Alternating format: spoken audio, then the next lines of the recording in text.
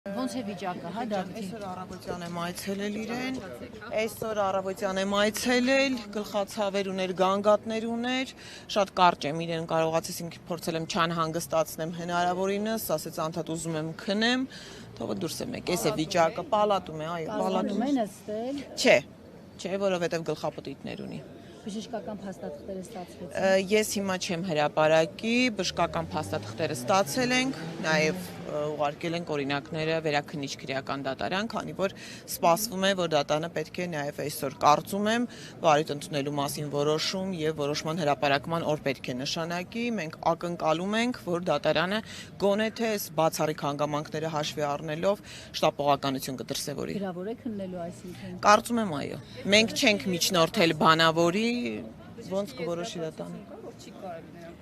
Ես չեմ ուզում հրապարակեմ բժշկական փաստաթղթերը ամեն դեպքում բժշկական դիագնոզի։ Այո, մտահոգիչ։ Ուղղակի այդքան ոչ, Դավիթը լավ չի, Ժորժ ջան։ Դավիթը լավ չի։ Կալանքի տակ պահելուն բժիշկը չի կարող հիմա ուղղակի դրան անդրադառնա։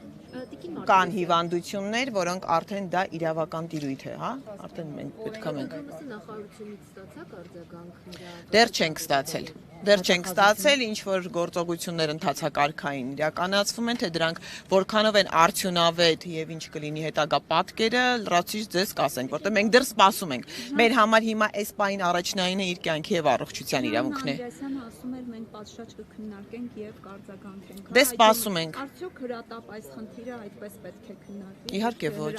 Իհարկե ոչ, ուղղակի նայեք, պաշտպանական կողմը հիմա այս պահին կա առաջնային խնդիր եւ կա երկրորդային։ Հիմա այս պահին մեզ համար առաջնային խնդիրը դա իր կյանքի եւ առողջության խնդիրն է։ Այսինքն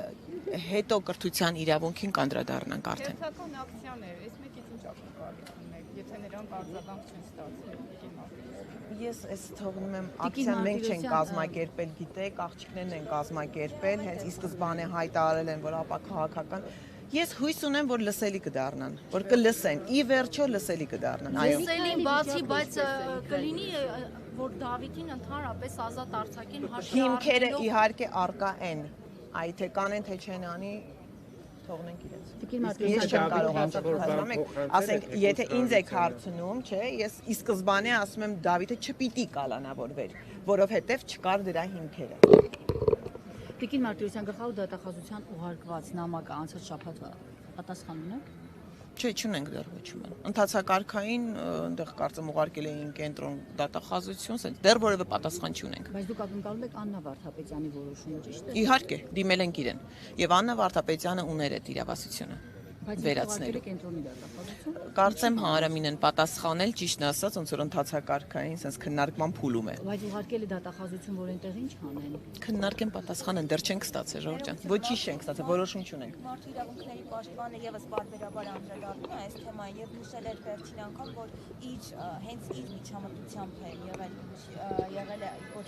Կներեք, ինչն է եղել իր միջամտությամբ, որ օրինակ վերցնենք, որ իր միջամտությամբ քննչական կոմիտեի դռները բացվեցին, մենք կարողացանք ներս մտնել, կամ իր միջամտությամբ եղավ, որ 1 ժամ 20 րոպե անց մենք կարողացանք բարձրանալ բերման ենթարկվողների մոտ։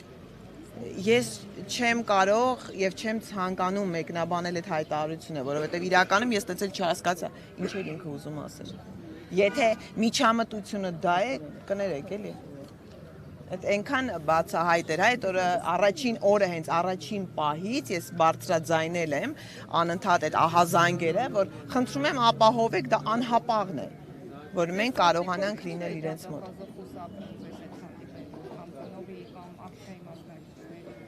Չեմ կարող ասեմ, այդ իրեն տվեք այդ հարցը, չեմ կարող ասել։ Մի հարց էլ, որևէ միջազգային կազմակերպության փաստաբանական խումբը դիմել է այս հարցով։ Այս հարցով։ Չէ, դեռ որևէ դիմել ենք, միջազգային կառույցներին դիմել ենք, գիտեք, ակցիաներով էլ ենք դիմել, մենք չենք դիմել։ Այս պահին որևէ, այս պահին չեմ ուզում դրան անդրադառնամ եւ բացեմ մեր խաղաքարտերը, Ժորժ ջան։ Առավոտյան եմ եղել, ես արդեն ասեցի, գանգատներ ուներ, նույն վիճակներ, անկողնային վիճակում էր, գլխացավեր։ Միքայելի մոտ շատ ծանր հիմա հոգեբանական վիճակ է, բացի առողջականը, որը մենք ուղղակի չենք անդրադառնում, որտեղ էլի եմ ասում առաջնային այս պահին Դավիթն է, բայց գիտեք, երկվորյակ եղբայրներ են, շատ ծանր հոգեբանական վիճակում է հիմա Միքայելը։ Միքայելի համար են իր աղոթքներով ինքը իր եղբոր կողքին, այսքան բան։